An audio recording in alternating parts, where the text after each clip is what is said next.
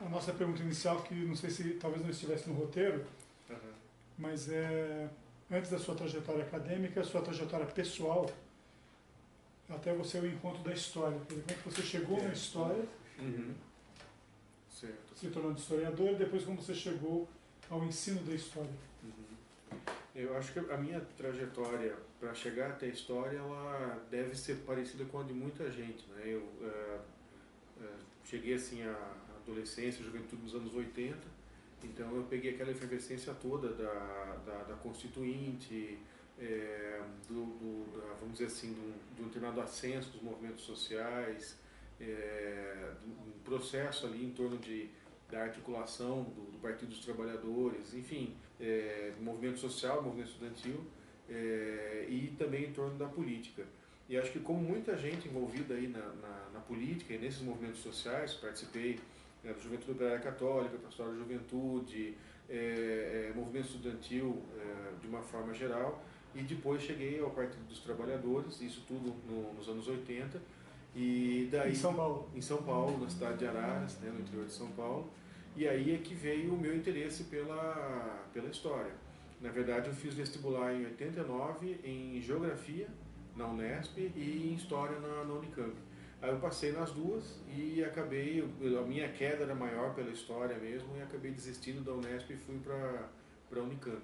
Então, eu acho que vem um pouco por aí, né, dessa perspectiva de uma ação educativa que nós já tínhamos no movimento estudantil e no movimento popular também. A gente se aproximou ali dos movimentos de comunidade eclesial de base, etc. E aí tinha algumas atividades na periferia, horta comunitária, teatro. Então esse tipo de coisa já envolvia uma atividade educacional, em que a gente atuava como docente e como discente naquela lógica, naquela perspectiva dinâmica, né, daquele momento. E daí é que vem um pouco esse interesse pela história e pela licenciatura em história. Até eu penso assim, por ter essa trajetória, antes de ler Paulo Freire, a gente já era freiriano. A perspectiva já era um pouco essa, né, de que a gente não está ali só no processo educativo para transmitir coisas, né, só para ensinar, mas também na perspectiva do aprendizado e do respeito aos sujeitos, né, da contribuição que cada sujeito tinha no processo educativo. Então, posso dizer assim que essa foi a minha pré-escola antes de entrar na graduação em História. Aí eu fiz a graduação num período também bastante, vamos dizer assim, emblemático, que foi de 89 até 92. Então, na minha graduação, caiu o Muro de Berlim e acabou a União Soviética.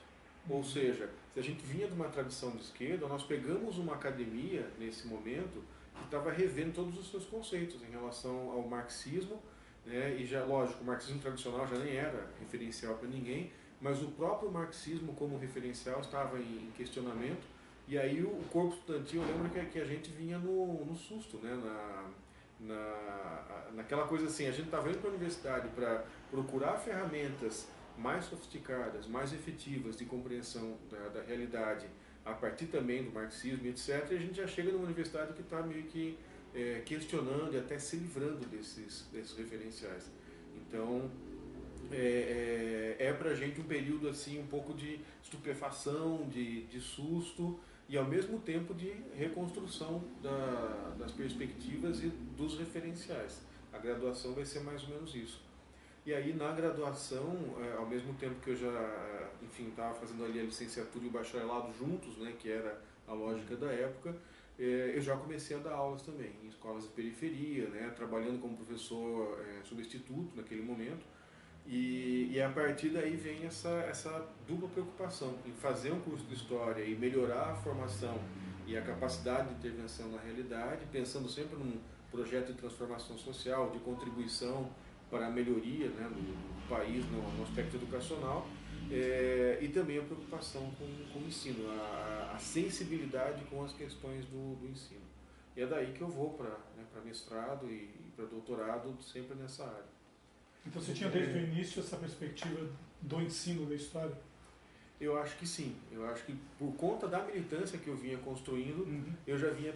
Eu não decidi fazer a pós-graduação em educação já na graduação, mas como eu já trabalhava como professor substituto, já vinha preocupado com as questões do ensino.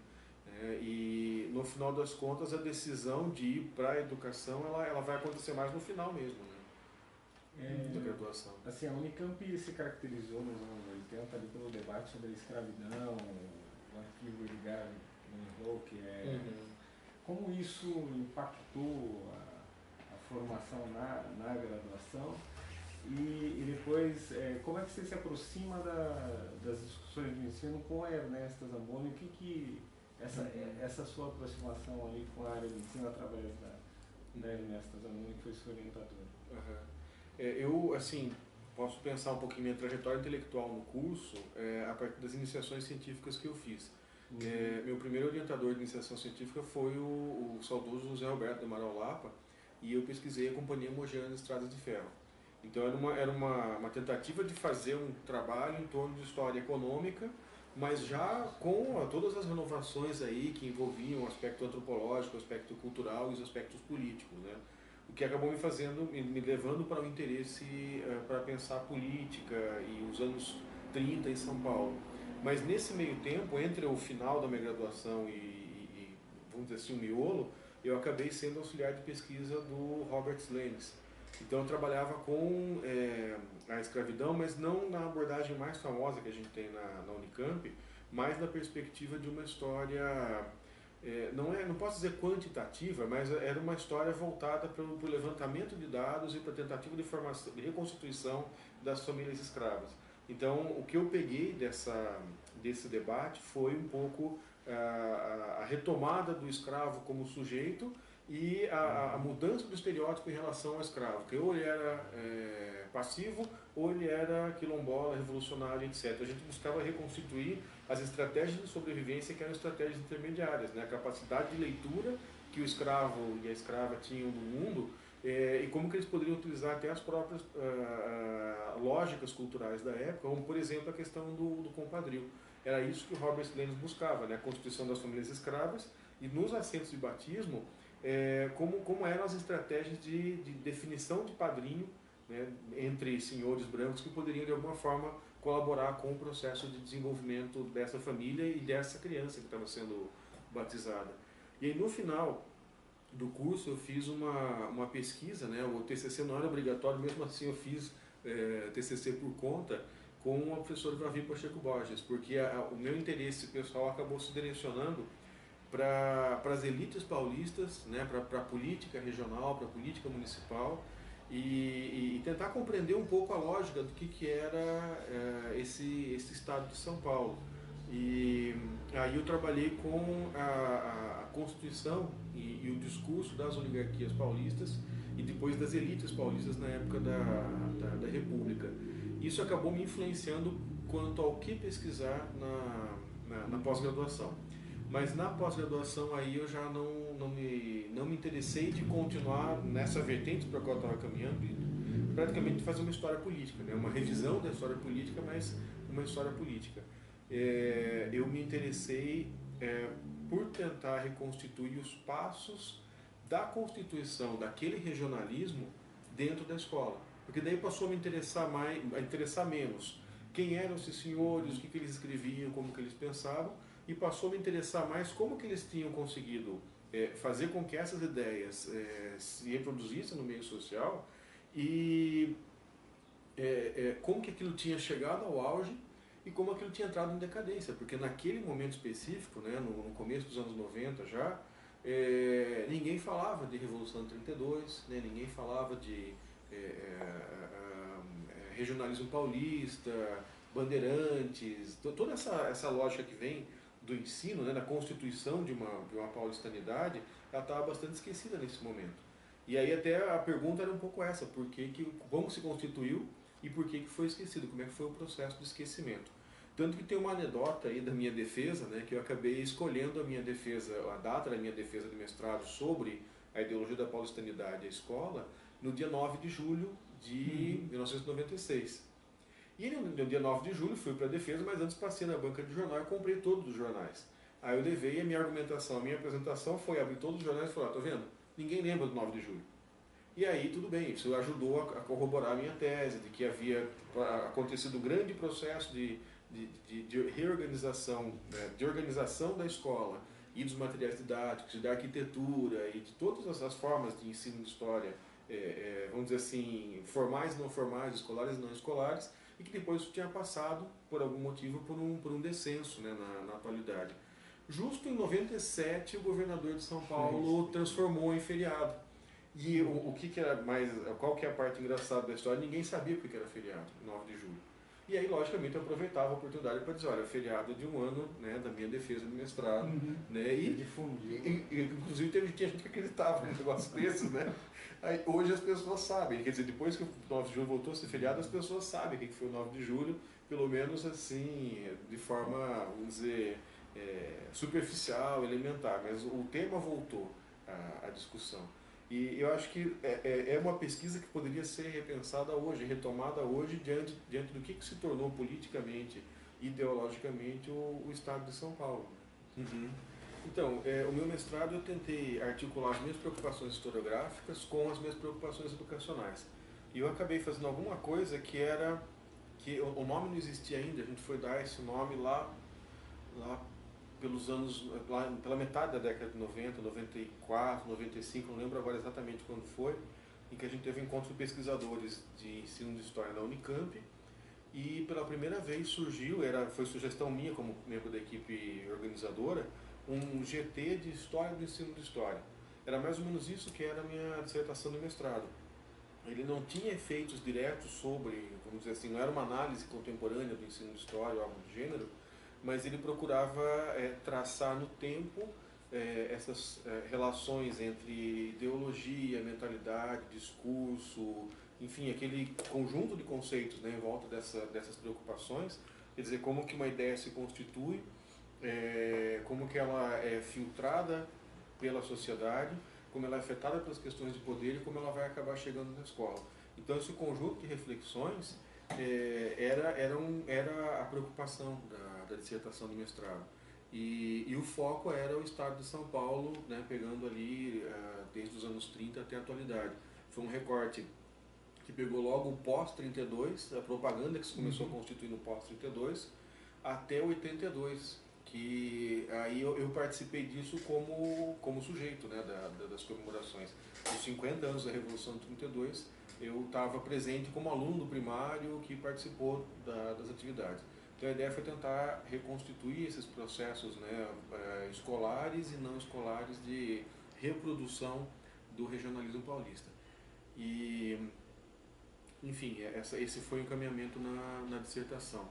No doutorado, eu queria continuar voltado para essa perspectiva de como que se constitui identidade e como que a escola e o ensino de história colaboram com o processo de reprodução, não entendendo reprodução como uma única, mas, né, dinamicamente a reprodução dessa identidade.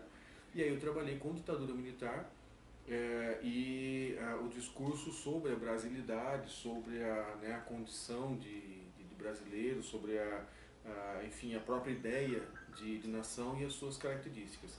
E por isso eu trabalhei com a ditadura militar e a sua propaganda, e no doutorado eu acabei indo mesmo, assim, mais claramente para trabalhar com um ensino de história não escolar, absolutamente não escolar.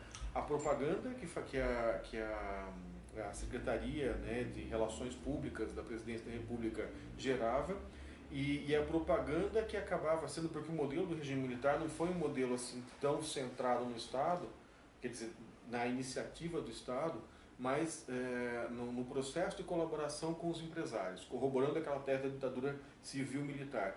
Então eu acabava encontrando como que os empresários e o governo se articulavam para estabelecer uma ideia do Brasil no período do milagre econômico. E aí eu fiz o contraponto disso com pessoas idosas que analisavam aquelas peças publicitárias, quer dizer, elas pegavam aquela peça publicitária, era de revistas semanais, elas pegavam na mão e falavam como que elas interpretavam e o que elas lembravam. Foi esse o caminho que a gente tomou no doutorado. Então eu posso dizer assim que a minha trajetória, a minha entrada no campo do ensino de história, ela passa primeiro por uma perspectiva de história da educação, mas também na perspectiva de compreender como que as identidades são trabalhadas no ensino de história em geral. E eu acho que é importante destacar que eu defendi a minha tese em 2000, e em 2000 eu introduzi o conceito, né, eu utilizei o conceito de consciência histórica antes que a gente falasse em consciência histórica com base no Rosen, etc. Eu basicamente utilizei naquele momento a Agnes Heller, que tem um livro de 92, uma teoria da história, em que ela abordava essa discussão, e o Marco Ferrot também, que falava sobre consciência histórica. E logo na introdução eu dizia, tem um objeto, né, tem um conceito que a gente não sabe exatamente o que é. A gente apalpa ele num quarto escuro, assim, define algumas características, estabelece algumas características, cada um, né, mais ou menos aquela metáfora do elefante, né, o cego que vai pegar a tromba diz que é um bicho, que vai pegar o rabinho, que vai pegar a orelha, cada um diz que é um bicho diferente. E a gente estava mais ou menos nisso, né? Cada um tinha uma leitura diferente do que viria a ser esse fenômeno, que era extraescolar e que estabelecia uma influência significativa sobre aquilo que se ia ensinar. E a gente chamava aquilo de consciência histórica. E aí em 2001 é que foi publicado o primeiro livro do Rosen no Brasil, e que encaixou muito bem com essa perspectiva. Então, dali para frente, eu acho que tem a minha trajetória, ela fica completamente influenciada por esse autor e por essa perspectiva de ler a ideia de consciência histórica. Já em 2001? Já em 2001. O primeiro artigo acadêmico que menciona, que faz citação do Rosen, é um artigo meu publicado aqui em Ponta Grossa em 2001. O livro saiu em 2001, no começo, no final tinha um artigo meu que saiu ali mencionando o Rosen, discutindo a ideia de consciência histórica, etc. Mas que não tem nada a ver com a consciência histórica do Gadamer. Então, eu li o Gadamer no doutorado, e para mim ficava claro que não era aquilo. Né? Não era aquela perspectiva de uma condição que eu podia, uma condição que a minha consciência podia atingir.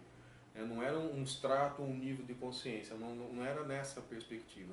Até faço, eu comento e discuto, né, essa leitura do Gadamer.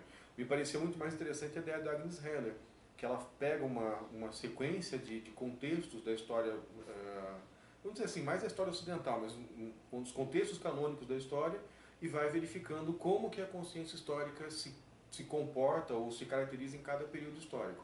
E aí isso me apontava muito mais para um fenômeno que era humano e não vamos dizer assim, uma conquista cultural. Daí essa diferenciação. E quando aparece o Rosen falando sobre consciência histórica, ele vai também nessa perspectiva. Daí a gente acaba encaixando. Né? Uhum. Você tem 3 grandes linhas de pesquisa que você desenvolveu aí a partir dos anos 2000. Um deles é o projeto Jovens de História, né? E os outros 2 estão ligados de alguma forma à formação do professor de História, aos cursos de licenciatura, uma reflexão sobre o lugar da teoria e da prática. Né? Como é que você entrou nesses campos de pesquisa e construiu esses objetos e desenvolveu essas pesquisas? Eu acho que desde o começo eu entrei no ensino superior privado foi em 93, mas depois no ensino superior público aqui na UEPG mesmo em 95. E desde que eu entrei em 95, a minha preocupação, sempre tive uma preocupação muito grande de tentar produzir a partir das coisas que me incomodavam no curso de História.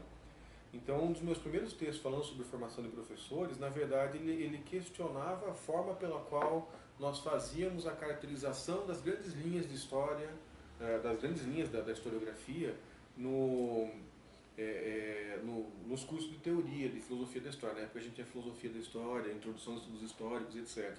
Que era aquela ideia de falar, olha, isso aqui é positivista, isso aqui, né, é marxista, isso aqui é análise.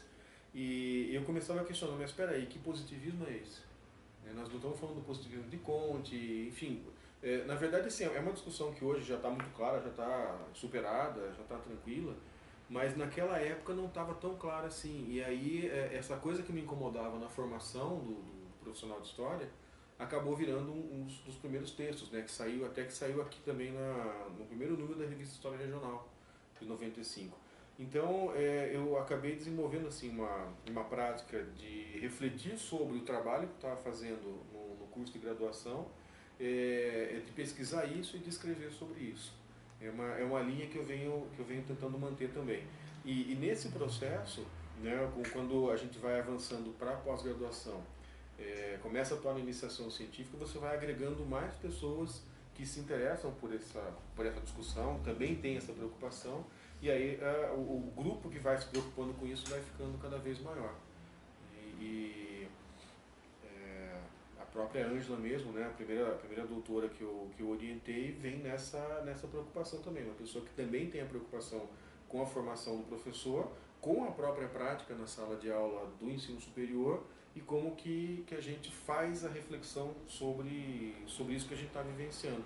Então é um pouco daquela cultura que nós tivemos nos anos 90, mais nos anos 90 do que para frente, de que o professor ia para os congressos para fazer a discussão e a análise da própria experiência. Então é isso, né? Eu acho que é esse espírito no qual essa geração surge, só que é aplicado à nossa condição de professor do ensino superior. Daí que vem uma dessas linhas, né? Eu interpreto assim como autorreflexão do trabalho do professor do ensino superior. Nós estamos partindo de uma hipótese de que há um campo do ensino de história, ou da pesquisa sobre o ensino de história, constituído. E sendo verdade isso, você conseguiria, ou já parou para pensar em algum momento, em que momento você situaria o princípio dessa constituição do campo, uma pré-história do campo, digamos assim? Já, eu tenho algumas hipóteses também sobre isso, e eu imagino que esse campo ele primeiro se constitui politicamente e se constitui a partir da preocupação com a escola. O que eu quero dizer com isso? Se a gente for pensar, dá para a gente tentar mapear um pouco as discussões sobre o ensino de história antes dos anos 80. Então você vai encontrar lá o Guido de Holanda, né, com um quarto de século de compêndios de história, os anos 50, se não me engano, uma obra do Ministério da Educação, financiado pelo Ministério da Educação. Aí você tem Norma Abreu Teles, que são livros que vão saindo sobre o ensino de história, mas são muito pontuais, muito isolados, quer dizer, eles não fazem parte de um movimento, eles são muito iniciativas pessoais, que vão acontecendo ali entre os anos 50 e o finalzinho dos anos 70, o comecinho dos anos 80. Agora, eu acho, e às vezes, quanto mais a gente vai estudando, mais a gente vai encontrando elementos para caracterizar isso, que entre os anos, conforme o país, né, mas entre o final dos anos 60 e os anos 80, você tem alguns eventos muito importantes no campo educacional e no campo social que transformam a relação da história e do ensino com a sociedade. Então eu diria assim, o maio de 68, o ano de 68, ele vai ter esse caráter de um terremoto com epicentro francês, mas que também acontece na Alemanha. Só que a gente não sabia disso, a gente não acompanhou isso. Na Alemanha, principalmente, que sempre foi um lugar que a gente não conseguia enxergar pela barreira da língua, principalmente. E também pela influência francesa na formação da Universidade Brasileira. Então a gente enxergava um pouco mais na França. Quando a gente olha o exemplo francês, a gente consegue perceber que teve uma mudança de paradigma na própria preocupação com o ensino de história, né, com a pesquisa sobre o ensino de história. É exatamente o momento em que se deixa de pensar o ensino de história como campo, como aquela parte da pedagogia que se preocupa com a transmissão, a boa transmissão do conhecimento, e que passa a se indagar sobre como que se aprende, né? Como que é o processo de aprendizagem. No caso francês, talvez menos a preocupação com a aprendizagem e mais a preocupação com quais são as outras coisas que estão além de como eu ensino, que é por que eu ensino, para quem eu ensino, o que eu ensino e etc.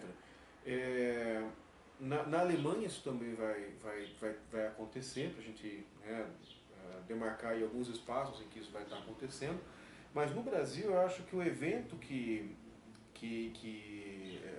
tem essa força de gerar uma transformação do paradigma é a necessidade de reconstruir o ensino de história para a democracia. Ou seja, de construir um ensino de história em oposição à ditadura. Depois tudo que passou ali, dos estudos sociais, né, das licenciaturas curtas, todos esses ataques que a ditadura acabou fazendo, nós temos um movimento contrário. Politicamente você tem a AMPU e a AGB atuando nesse sentido, e lê-se pouco, eu acho, né, a tese da Maria do Carmo Martins da Unicamp, em que ela fala, bom, calma, não é bem assim. A AMPU não teve esse peso todo. E para a gente encontrar o resto desse peso todo, né, embora a gente não possa negar o papel da AMPU nesse momento, no final dos anos 80, no final dos anos 70, começo dos anos 80, eu acho que tem um núcleo de pessoas que estão próximas da AMPU, que são professores que estão na escola e que são professores que estão na universidade, que é gente que se coloca diante da obrigatoriedade de ter que reformular de alguma forma, rediscutir e propor alternativas para o ensino de história em termos de livro didático, de currículo, de propostas, dentro dessa perspectiva. E é um grupo que não é da pedagogia, porque a gente tentou fazer, e isso foi a iniciação científica da Carolina Passievich, que hoje é professora da Federal do Rio Grande do Sul, né? Ela foi me orientando na iniciação científica no mestrado, e na iniciação científica a gente tentava localizar quem que eram esses sujeitos. E a gente percebia que o debate desses professores que estavam discutindo o ensino de história, diante da necessidade de reformular o ensino de história, eram professores que se pautavam por uma teoria do conhecimento que ela tinha muito mais de freiriano do que de marxista tradicional ortodoxo. Na pedagogia, não. Na pedagogia, nesse momento, eu posso estar falando uma bobagem, né, porque não é um campo que eu domino tão bem, mas até onde eu sei, na pedagogia, a hegemonia era da pedagogia histórico-crítica, que no final das contas, para a gente, tem muito mais de um marxismo tradicional e ortodoxo do que a abordagem freiriana. Então, esses personagens que estavam fazendo essa transformação, eles vinham com uma base do seu pensamento, com uma teoria do conhecimento que era oposta a essa e que recolocava o papel do sujeito na produção do conhecimento. Portanto, na hora de você fazer currículo, esse tipo de coisa acabava aparecendo. Ou seja, o professor tem que assumir sua voz, o aluno tem que assumir sua voz, o professor vai para os congressos de história para dizer o que ele está fazendo, porque essa é a produção, essa é a produção intelectual que ele está desenvolvendo. Então, essa revisão e essa tentativa de construção de um ensino de história pós e contra a ditadura, e a construção de propostas de livro didático, de atividade em sala de aula, de formação de professores, de currículo para o ensino de história para a democracia, eu acho que é o grande fator que faz com que a gente tenha essa mudança paradigmática no Brasil. É ali também que nós abandonamos a ideia de um ensino, de uma didática da história como disciplina da pedagogia, né, que vem atender a história para ensinar historiador a ensinar história, para uma perspectiva de que a didática da história é um espaço, né, de reflexão no qual nós tentamos entender como que a sociedade ensina história, porque a gente pega o garoto na escola já ensinado, né, e portanto a gente tem que pensar como que ele é ensinado fora da escola, quais são os processos pelos quais ele aprende e quais são as alternativas que a gente tem. Então eu identifico que, vamos dizer assim, a nossa virada paradigmática, que torna o campo um campo viável na perspectiva da pesquisa, é os anos 80, por conta dessas várias tarefas políticas que esse pessoal vai construir a partir do sindicato, né? Se você for tentar assim, fazer a genealogia política dessas pessoas, são pessoas que vêm do movimento social, da esquerda católica, dos sindicatos, do partido político, e com essa tarefa política também de construir um outro ensino de história. Isso acaba virando, como eu falei, propostas, mas também acaba virando uma perspectiva de pesquisa dentro da universidade. É ali que começa a se construir o campo. Por que não antes? Porque antes o campo não é problemático. Ou seja, como que eu ensino história? Isso não é uma questão que me leve a grandes reflexões, grandes avaliações, necessidade de pesquisar, detalhar, aprofundar.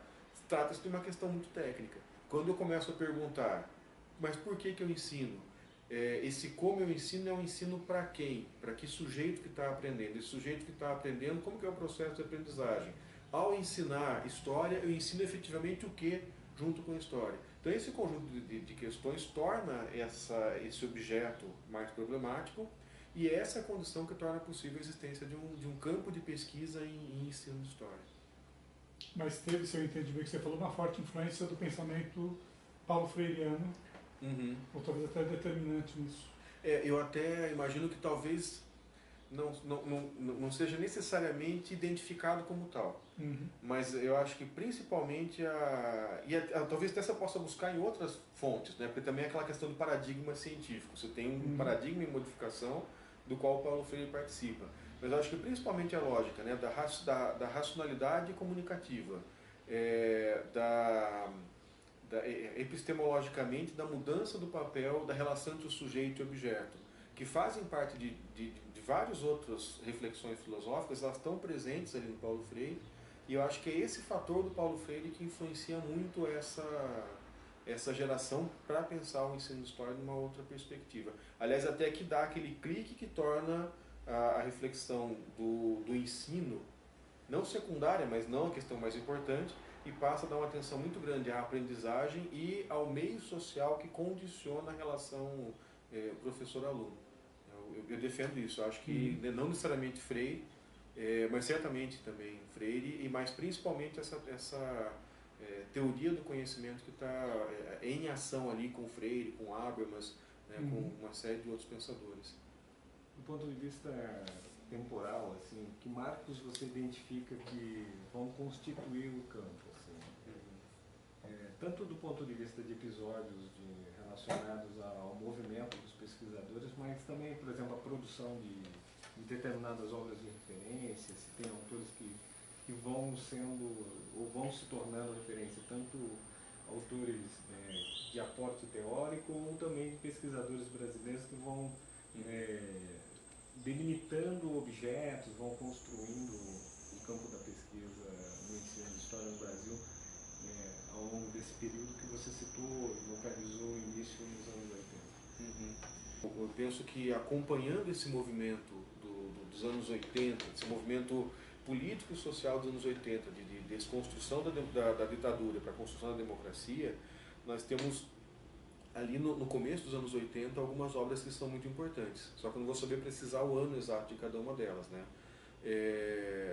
Todas elas, eu acho que isso é um dado muito interessante a favor do meu argumento de que o papel do sujeito nesse processo é diferente, porque todas são obras coletivas. Você tem o Caderno dos Sedes número 10, que é organizado pela Ernesta, mas não é organizado, né? Não é escrito pela Ernesta, Ernesta tem um texto. E aí você tem assim, várias pessoas que escrevem sobre vários aspectos do ensino de história e discussão naquele momento. Aí você tem o ensino de história e revisão urgente, que tem a Conceição Cabrini, né? Mas é uma equipe que teve ali a colaboração da própria Vivi Pacheco Borges. Você tem um grupo de professoras na cidade de São Paulo tentando repensar o ensino de história exatamente na perspectiva de o que esse sujeito precisa aprender. Eu estou pensando, né, num aluno na periferia de São Paulo que é migrante, e o que sentido faz eu ensinar essa história cronológica, tradicional, eurocêntrica, etc. E do Marco Silva, né, o texto do Marco Silva, aquele Repensando o Ensino de História, também que saiu pela Marco Zero, que também é uma obra coletiva. E eu acho que em todas essas obras você percebe essa marca de que a ideia de que sujeitos fazem esse ensino e essa aprendizagem está modificada, porque quem ensina também está aprendendo e vice-versa, e todos têm voz para falar sobre ensino de história. Então acho que essas obras são obras quase que de fundação do campo, e são marcas dessa virada de paradigma mesmo que a gente vai ter para o ensino de história. Um outro marco que eu acho que é fundamental é o Encontro Perspectivo do Ensino de História na USP em 1988, se eu não me engano, que é o primeiro encontro. Porque ali você traz essa discussão de forma sistemática, de maneira formal, para dentro da universidade. e começa a dar vamos dizer assim, os parâmetros de como que isso vai se tornar um campo do conhecimento que vai disputar espaço na academia. Então, esse encontro é um encontro também que, esses primeiros marcos, que são no começo da década, para mim são marcos importantes de afirmação quase que de intelectuais orgânicos que estão no sindicato, na escola, né, fazendo um processo de transformação do ensino pela base e começam a aparecer. E o Perspectivas, ele é o marco da entrada desse debate para dentro da universidade. E aí eu começo a ter obras que são também, eu continuo tendo coletâneas, etc., mas eu começo também a ter obras individuais que começam a seguir a lógica da universidade. E aí no caso, né, são dissertações e teses e livros das pessoas que estão fundando essa área. Então a gente vai ter, acho que um livro que me influenciou muito no mestrado, por exemplo, foi o livro da Circe, né? A tese não sei agora se tese ou dissertação, acho que dissertação. Ele Pátria, Civilização e Trabalho. Dissertação, né? Ele foi muito importante porque assim, ele fotografava como era o ensino de história no passado. Então acho que essa é uma das vertentes que o campo tem hoje. É olhar para o passado, né, entender como que os processos se davam, até para entender a diferença em relação ao presente e compreender melhor o presente. Essa é a função da história no final das contas, né? E aí é uma obra fundadora dessa perspectiva de uma história, do ensino de história, com uma função didática contemporânea, né, fundamental. Essa é um dos marcos para esse momento. Só que, se não me engano, isso está acontecendo entre esses dois marcos, né? Entre o começo da década e o final da década, você começa também a ter a presença das pessoas na universidade. E eu tenho outras dissertações de pessoas que são importantes nessa área, mas elas são dissertações ainda dentro da perspectiva da história. Quer dizer, eu tenho pessoas que estão pesquisando diretamente história, não exatamente ensino de história, mas que já estão militando no campo do ensino. Um exemplo para mim é a Ernesta, que a dissertação dela não tem ainda a ver com o ensino de história, salvo engano, e a própria Kátia Abud, né, que no mestrado e doutorado ela escreve sobre história, quer dizer, ela está atuando como historiadora na sua formação, mestrado e doutorado, mas já está com uma militância na universidade que vai no sentido do ensino de história. Então eu acho assim, em termos de momentos, né, de marcos importantes, eu diria esses. Para mim, os anos 90 são um período em que uma nova geração vai aparecer. Eu me incluiria, né, como um membro dessa nova geração que tá chegando no ensino de história, e já vem, eu acho que daí, de alguma forma, nós já começamos a ser capturados pela lógica da academia. E aí, assim, ao mesmo tempo, nós ganhamos muita força ao nos tornar um campo, né, a constituir espaço, defender espaço, começar a defender vaga de concurso, começar a defender verba no CNPq, teve até uma discussão se a gente deveria virar uma das áreas do conhecimento na tabela do CNPq ou não. E foi uma discussão muito dura, inclusive, né, que aconteceu ao longo no final já dos anos 90. Então, ao mesmo tempo que a gente começa a assumir essas tarefas, e aí você começa a ganhar espaço na pós-graduação, começa a orientar pessoas, e isso vai fazer com que o campo exploda em termos numéricos. Por outro lado, a gente acaba sendo capturado pela lógica acadêmica e começa a perder um pouco de contato ou muito, né, conforme o caso, muito de contato com a escola. E aí a gente volta para a escola como grupo, mais na condição de ou autor de livro, né, ou consultor de livro didático, de Programa Nacional de Livro Didático, de currículo e etc. Então a gente estabelece, podemos dizer assim, a gente se perde daquele caminho que nos fundou, que era, né, o professor dentro da escola, não importa se você é universitário, se você é professor da escola, somos companheiros de viagem, todo mundo é intelectual, a gente acaba perdendo um pouco essa dimensão. E eu acho que um marco que estabelece isso é a própria criação, ao lado de Perspectivas, de um encontro nacional de pesquisadores do ensino de história. Então, quando a gente cria isso, eu entendo, por um lado, nós temos a necessidade de cumprir todas as tarefas que são necessárias para um campo que está se definindo dentro da universidade. Então a gente precisa, né, estabelecer um determinado rigor, precisa estabelecer determinadas tarefas coletivas para as quais um encontro de pesquisadores é imprescindível.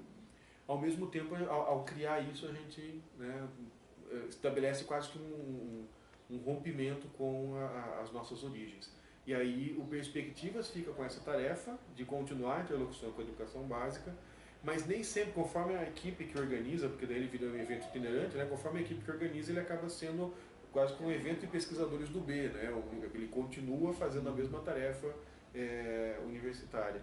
Se a gente fosse pensar em termos de desafios, né, acho que essa é uma pergunta lá para frente, mas se a gente fosse pensar em termos de desafios atuais, eu acho que um grande desafio atual que a gente tem é reconstruir as pontes com a escola, né, criar formas mais efetivas de articulação com a escola. Foi alguma coisa que esse campo foi se afastando ao longo do tempo. Você já falou de alguns, mas eu queria que você se detivesse um pouco mais agora nessa questão de alguns sujeitos desse campo. Você mencionou alguns, tanto sujeitos individuais como coletivos ou institucionais que você identifica, embora você já tenha mencionado. E algum que, por exemplo, tenha marcado uma influência, evidentemente como a Ernesta, mas outros, se citou a Circe. Para pensar até assim, se a gente fosse usar a metáfora da história norte-americana, em vez de Founding Fathers, a gente teria Founding Mothers, né, do ensino de história. Exatamente. A gente tem, né, a Elsa Nadai, né, não dá para esquecer, na condição de pioneira, né, a Joana Neves, que foram aí né, duas fundadoras do campo, ou daquilo que viria a ser o campo. Eu acho que isso tem que ser recuperado. Aí, a partir delas, né, eu tenho 3 nomes que eu considero que são, vamos dizer assim, quem levou esse legado da Elsa, né, que infelizmente faleceu muito jovem, mas que continuou esse legado de construir o campo, que foram a Kátia Budi, a Circe Bittencourt e a Ernesta Zamboni, tiveram esse trabalho. E para colocar um father também, a gente pode colocar o Marco Silva, né, que também tem um papel de organização, de estruturação, de nucleação dentro das reflexões sobre o ensino de história, que também é muito importante. Então, acho que essas 4 pessoas, né, elas vão ter um papel fundamental na criação do campo e não por acaso são as pessoas que vão formar a segunda geração. Não, lógico, não são só elas, tem outras pessoas, né, e tem pessoas que também surgem, não necessariamente a partir desse ímpeto. Você tem lá o pessoal do Rio Grande do Sul, o pessoal do Nordeste, que vai surgir meio que fazendo a si próprio, né, no ensino de história. Mas são, acho que, os 4 principais nomes. Tem um nome que eu considero que é fundamental, que é um pouquinho posterior a esses 4 primeiros, que é o da Selva Guimarães Fonseca, porque ela consegue traduzir na tese e na dissertação dela, que viram livros, ela consegue traduzir um pouco o conjunto da discussão, o conjunto da reflexão que vinha acontecendo até ali.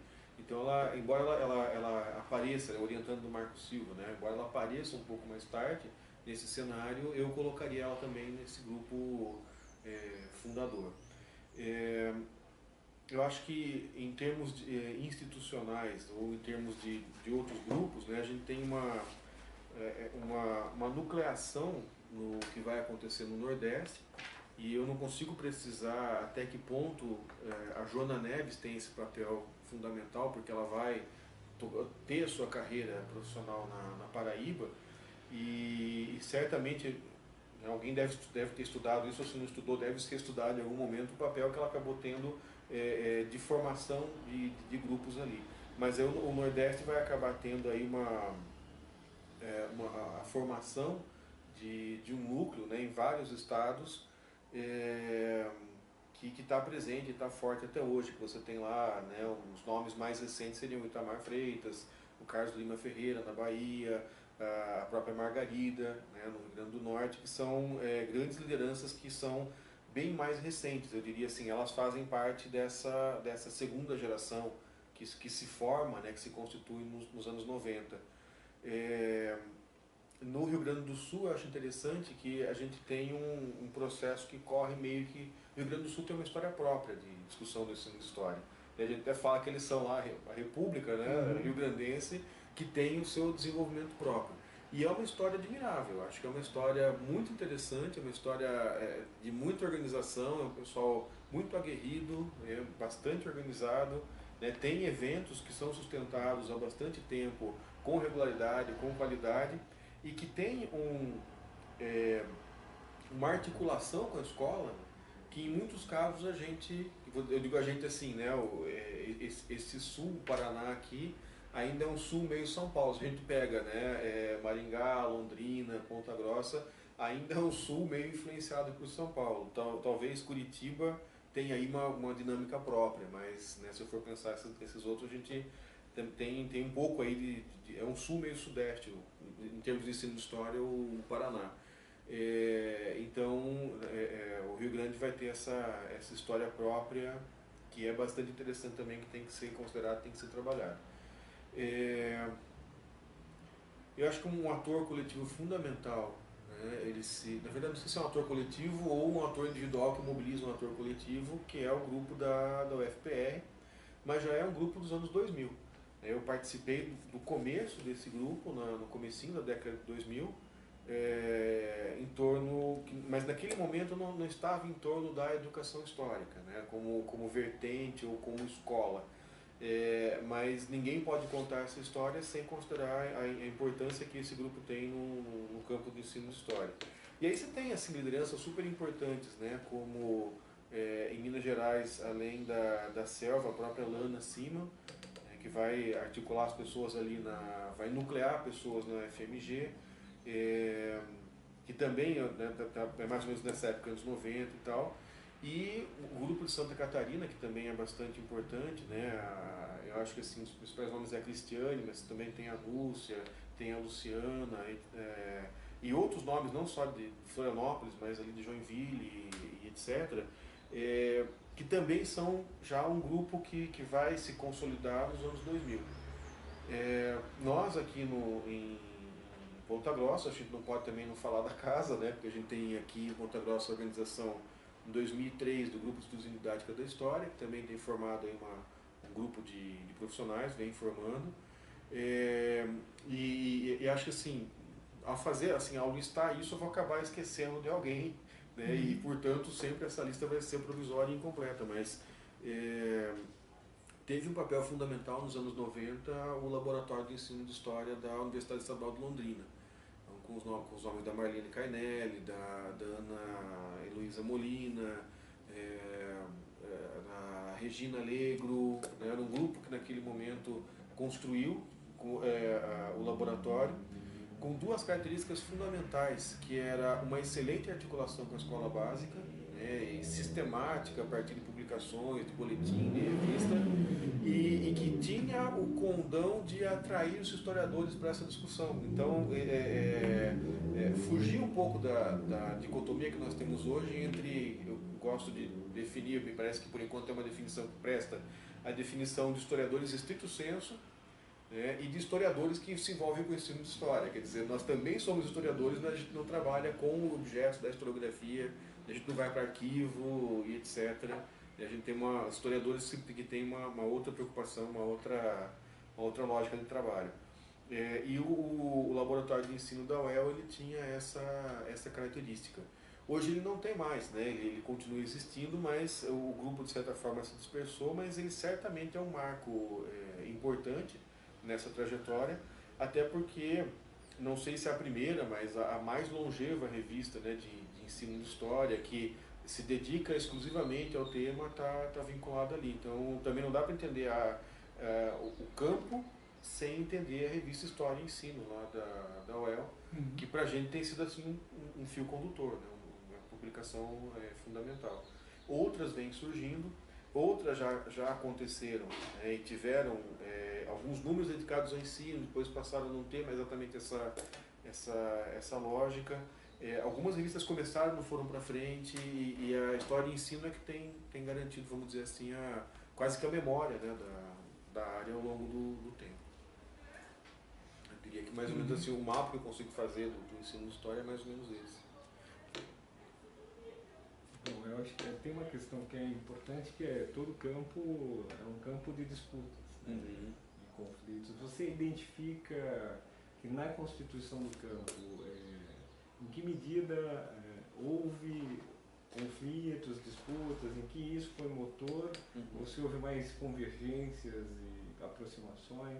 Quer dizer, como é que você vê a dinâmica desse campo, em particular essas questões das disputas, né, do campo, seja do ponto de vista teórico? E atrelado a essa questão das disputas, se isso constitui como dificuldades ou outras dificuldades além dessas disputas na constituição do campo. Eu acho que essa é uma das questões mais difíceis, né, da gente trabalhar. Mas, enfim, se a gente não reconhece quais são as diferenças, a gente também não avança na reflexão. Eu avalio, quando eu olho assim, a minha entrada nesse campo, ela tá vinculada com o meu mestrado. Não posso dizer que eu pesquisava, que eu me interessava diretamente por ensino.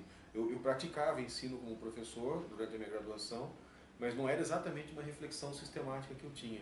Eu acho que até que eu não fiz o devido crédito, né, mas a minha decisão de ir para o ensino de história, ela está vinculada com a experiência que eu tive no estágio com a Carolina Galzerani, que foi a primeira professora de estágio, e com a Ernesto Zamboni, que foi a minha segunda professora de estágio. Então é a partir dessas experiências que eu desisti de fazer um mestrado em História Política no IFISH da Unicamp e resolvi ir para a Faculdade de Educação. E mais ou menos abrindo o caminho, porque quando eu fui para a Faculdade de Educação não existia absolutamente ninguém pesquisando ensino de História e absolutamente ninguém orientando ensino de História. Então, de certa forma, eu posso, né, me gabar do fato de que eu e outras pessoas também, mas eu participei do primeiro pequeno grupo que formou a Ernesta como orientadora, já que a gente possibilitou isso como orientando. Quer dizer, 92, 93, como eu falei, não tinha ninguém orientando, nem ninguém sendo orientado na Faculdade de Educação da Unicamp, né? Então, a partir desse processo, a partir dessa entrada, eu vou participar do meu primeiro evento de ensino de história no Pesquisadores de Ensino de História de 95, que foi organizado pela Federal Fluminense. Foi até um hotel na Praia do Flamengo que a gente fez aquele evento. E ali eu comecei a olhar um pouco para o campo. E eu tenho dificuldades até em responder isso, porque não é meu costume ter um olhar sistemático sobre as tendências. Eu acho que assim, eu acabo vendo essas tendências até de uma forma mais passiva do que eu por procurar olhar essa diferenciação e essas disputas, etc. Mas eu acho que as primeiras disputas, elas se dão em torno de institucionalidade. Eu acho que tem, logicamente, quando você tem dois grupos que estão andando na mesma direção, logicamente, mesmo que eles não queiram, se estabelece uma competição. Então, acho que a primeira diferença que a gente vai encontrar é o grupo que está fazendo ensino de história na Unicamp e na USP. Não por qualquer outro motivo, por disputa, por divergência, porque um é, né, como está famoso hoje, um é petralho, outro é coxinha, nada nessa perspectiva, nem ideológica, nem política, quase que nem no campo teórico. O que eu tenho assim são ênfases em determinados temas de um lado e ênfases em outros temas de outro lado. Então eu percebo que ali que existe uma primeira competição. Eu acho até que naquele momento é uma competição saudável porque ela não atrapalha em nada. Ela não chega a gerar nenhum problema, nenhuma dificuldade. E as outras disputas que eu vejo, elas passam um pouco por isso. Eu acho que, né, onde tem ser humano tem alguma verdade e onde tem alguma verdade necessariamente tem algum conflito. Mas elas têm essa cara para mim. Pode ser porque eu não olho direito para esse tipo de conhecimento, de reflexão, ou enfim, eu não tenho não tenho desenvolvido um olhar crítico e aguçado para esses fenômenos. a minha leitura é que isso tem muito mais a ver aí com, né, diferenças institucionais e diferentes lideranças do que outra coisa. Como eu já falei, o Rio Grande do Sul tem uma lógica própria, né, ele caminha, não vou dizer isolado, mas ele tem o seu caminho próprio. E, enfim, eu não veria que o campo, eu acho que eu não estou enxergando, né, e ao não enxergar eu afirmo que o campo não tem nenhuma disputa fundamental, né, essencial, Nem teórico. em termos de teoria. Mas, bom, exceto uma, que é a seguinte, eu acho que tem o grupo da UFPR, ele estabeleceu a sua vinculação a uma linha teórica e metodológica específica, que é a educação histórica de influência inglesa. E a partir daí se organizou, né, passou a organizar eventos próprios, organizou uma associação própria, estabeleceu vinculações internacionais próprias, e eu não vou dizer que se fechou, porque não se fechou, está sempre convidando as pessoas e fazendo diálogos e etc. Mas se organizou a partir de uma coisa que eu chamaria de escola, que é uma coisa que eu não tinha visto no campo até agora. Por exemplo, eu preciso de um processo de iniciação, um processo de formação do meu aluno para ele fazer Unicamp, né, ou para ele fazer uma pesquisa em termos de mestrado, doutorado na USP, ou na UFMG, ou na UFRN, né, ou na Federal de Feira de Santana. E eu acho que não. Quer dizer, não tem nada, né, nenhum treinamento prévio, nenhuma seleção prévia de temas e de metodologias para eu transitar nesses espaços. Então, nesse sentido, eu quero dizer que não tem, né, nós não tínhamos até agora escolas dentro desse grupo. O que nós temos sim, e também talvez isso gere alguma disputa, são temáticas. Então eu vou ter um grupo que vai mais preocupado com a discussão de currículo, um grupo que está mais preocupado com a discussão de atividade, um grupo que está mais voltado para a discussão de história do ensino de história, tem gente que está preocupado com as questões teóricas e filosóficas em torno de saber escolar, né, e assim por diante. Mas eu acho aí, são diferenças de ênfase, são diferenças de tema. E isso a gente já vinha identificando lá em 2002, 2003, né, quando a gente foi pensar, começaram a acontecer os balanços da área. Então eu acho assim, o que tem de diferenciação é isso, são diferenciações institucionais, e aí eu tenho uma certa competição, que é inevitável, porque é humana, é até saudável, né? Quando tem pessoas que estão indo na mesma direção, elas estão competindo entre si, para ver quem chega antes, então é típico. Desculpe fazer uma metáfora, mas é mais ou menos o motivo pelo qual o teu desempenho numa corrida pedestre é melhor do que o teu desempenho no treino sozinho. Quando você está na corrida, você fala, eu quero acompanhar aquele cara, eu não vou deixar fulano me passar, e aí o seu tempo é menor. Né? É tipicamente humano isso, né? E essa competição faz com que a gente tenha um desempenho melhor mesmo. Eu não acho ela ruim, eu acho saudável. Nesse sentido, eu acho que tem uma competição saudável. Tem diferenciações a partir de temas, né? De enfoques a partir do qual a gente vai trabalhar os temas. Tem diferenciações e tem disputas que estão vinculadas ao fato de que X, Y e Z assessoraram os governos A, B e C em determinados momentos. Então, por exemplo, o Marco Silva vai ser questionado ao se envolver na formação da discussão do currículo em 1986 no estado de São Paulo. Daí a Kátia Buder e a Nessa Zamboni vão ser criticadas por se envolver nessa mesma discussão em 92, na proposta de 92. Aí a Circe e a Ana Terra vão ser criticadas porque se envolveram nos PCN. E aí o Marco Silva lá atrás vai fazer essa discussão, e outras pessoas vão fazer essa crítica. E assim vai. Hoje, de novo, é o Marco Silva e a Cláudia que estão, né, apanhando porque estão se envolvendo nesse processo político, de definição curricular, etc. Ou também, né, de envolvimento do PNLD e assim por diante. Mas eu acho que, assim, como eu falei, não são escolas. A gente não forma incompatibilidades na preparação de gente que vai pesquisar entre os grupos. E você tem essa permeabilidade. Exceto no caso da educação histórica, que fez a opção, eu acho que isso é uma opção legítima, a gente tem que defender a legitimidade dessa opção, que foi, nós queremos afunilar tematicamente, metodologicamente, em termos de referências bibliográficas, para chegar a um determinado resultado que nós estamos buscando. Nós estabelecemos um objetivo, né, me parece, qual é a lógica da aprendizagem histórica na sala de aula, e nós vamos afunilar as pesquisas, direcionar as pesquisas para chegar nesse momento. Então, ao mesmo tempo que isso é uma vantagem, porque você estabelece uma agenda, um objetivo e vamos dizer assim, um cronograma para atingir esse objetivo e foca esforços nessa perspectiva, e daí as vantagens todas. A desvantagem é que isso acaba sendo um grupo que um pouco se isola, ou muito se isola. Então eu só quero dizer isso, né, para que conste em ata, que eu acho uma opção legítima, que tem as suas vantagens, mas também tem as suas desvantagens. Eu tenho um texto seu publicado na revista da UEL,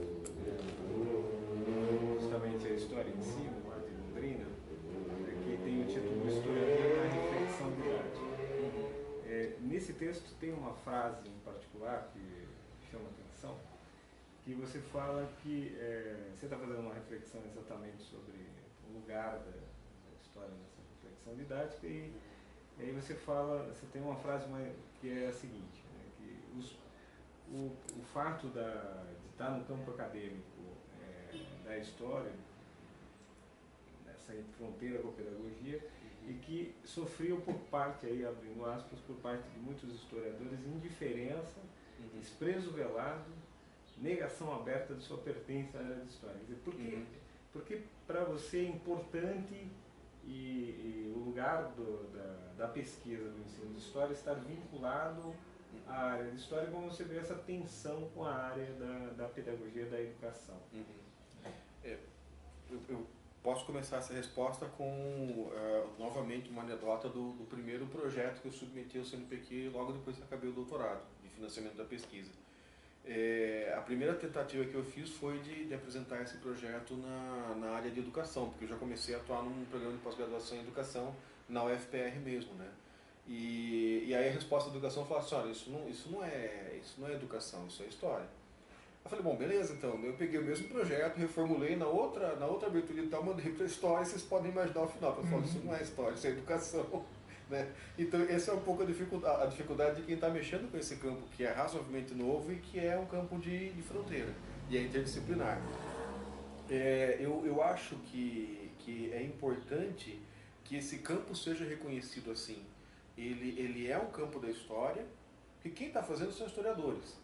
Mas ele é um campo de fronteira com a educação, porque nós não nos esgotamos, né, não esgota o nosso trabalho como o historiador esgota, que é produzir o resultado da sua pesquisa e entregar isso para o público acadêmico. O nosso trabalho ele vai para outra direção, quer dizer, a nossa pesquisa ela vai no sentido de assessorar o professor, a instituição de ensino, o gestor que vai discutir livro didático, política de livro didático, política de currículo, etc. Então, eu acho que isso tem que ficar bem marcado, essa perspectiva. E quando a gente começa a pensar, né, pensando em tendências, por que o Rosen ele acabou tendo, vamos dizer assim, uma penetração muito grande no campo do ensino de história? A hipótese que a gente construiu, que até assim estava presente na dissertação do William Baron, que foi me orientando no doutorado, mas no mestrado a gente chegou à conclusão de que o Rosen teve tanto espaço porque ele, no seu texto, recupera a legitimidade e a dignidade da reflexão didática como vamos dizer assim, uma área justificada, legítima, necessária e diria até fundamental dentro da história, e fundamental inclusive para oxigenar a teoria da história. Ou seja, a nossa situação,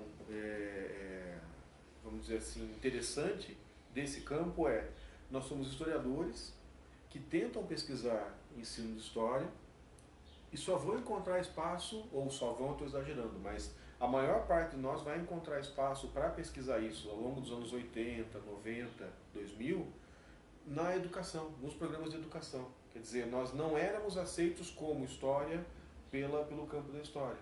E aí a gente tinha essa contradição, né? Quem formou os professores para atuar com o ensino nos cursos de história foram as pós-graduações em educação, porque não tinha espaço para isso em história. O historiador fala, não, isso não é história. E a difusão que o Rosen vai alcançar é exatamente porque ele permite a esse grupo reconhecer um referencial e uma argumentação, mais que um referencial, uma argumentação que diz, não, isso é história sim. Isso não é só história, isso é história com mais alguma coisa. Como eu falei, a gente é híbrido, a gente não é estrito senso, mas isso sim é história. E é importante que a história acorde para isso, né, para o fato de que o ensino é fundamental até para a própria oxigenação da reflexão teórica sobre a história. E eu acho que a coisa ela anda nesse caminho, né? E me parece que as diretrizes curriculares nacionais para a formação de professores, que de certa forma impõem a reflexão didática dentro dos cursos de história, através da prática como componente curricular, e depois o próprio estágio, ou às vezes antes, né, conforme a universidade, o estágio vem antes e a prática vem depois, ela acaba forçando uma mudança dentro dos cursos de história, em alguns mais, em outros menos, em outros nada, no sentido de legitimar agora também legalmente, então, que o ensino de história sim é uma parte da história, uma parte digna, legítima e funcional para a história. E com isso eu acho que nós estamos vivendo um momento hoje em que estamos começando a superar essa limitação de que ensino de história não é história. E isso se reflete em alguma coisa que começou tímida, mas que me parece que está ganhando aceleração, que é a formação de linhas de pesquisa dentro de cursos de história sobre ensino. Você só tinha linha de pesquisa ou pesquisas isoladas na pós-graduação em educação. E aí gerava uma contradição muito interessante, porque nós, né, a nossa identidade, gente que está mexendo com o ensino de história, não vai para a Amped. O lugar no qual nós nos identificamos é a Ampul. A gente vai ter GT na Ampul, a gente vai organizar simpósios na Ampul, a gente se sente historiador, a gente se sente Ampul. Né? Eventualmente alguns vão para a Amped e tal, mas é a partir de uma outra lógica. Ao mesmo tempo, quando a gente fala, bom, então se a gente vai para a Ampul, quer dizer que a discussão no nível de pós-graduação está acontecendo dentro da história. Não, ela está acontecendo na educação. Eu acho que essa é a grande contradição que nós temos e que exige do historiador, e isso que exige do historiador quer dizer, exige do meu colega de departamento, da minha plenária departamental, das decisões de concurso que nós estabelecemos, das decisões de carga horária, de currículo, eu diria até assim, das decisões de horário, da definição de horário, né? E falar assim, bom, ensino, beleza, sexta-noite, não tem problema nenhum. Até nesse aspecto tem um processo de afirmação de ensino que tem que acontecer junto à história. Eu acho que seria muito ruim se a gente negasse a importância que a pedagogia teve e tem, o campo da educação teve e tem, de incubar, né, de permitir que crescesse esse embrião do ensino de história no seu próprio campo. Nós perderemos muito se a gente perder essa relação com a pós-graduação em educação.